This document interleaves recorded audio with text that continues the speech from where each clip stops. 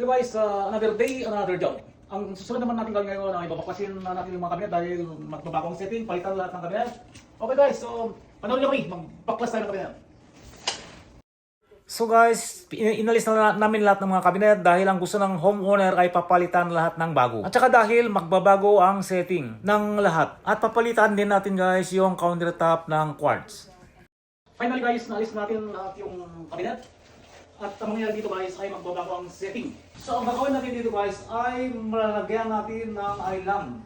So kailangan natin i-open concept ito. Tatanggalin natin yung drywall guys, pero iwanan muna natin yung mga framing dahil kailangan natin ng temporary support bago tanggalin yung mga stud. Tapos pag nakikabit na natin yung beam, saka natin aalisin yung mga stud. Okay guys, samahan nyo kami mag-baklas tayo at mag-demolish. So guys, sinimulan namin kagad ng nagtanggal ng drywall. Ginamitan namin ng reciprocating saw para malinis yung daan. So ang size pala yung tinanggal nating wall guys ay ang height ay 7 feet at saka yung length ay 15 feet.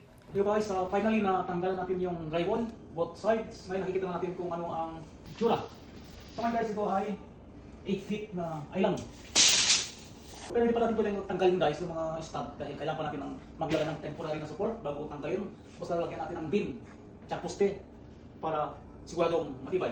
Amanin nyo yung susunod na video natin kung paano natin i-install yung beam support. Thank you guys for watching.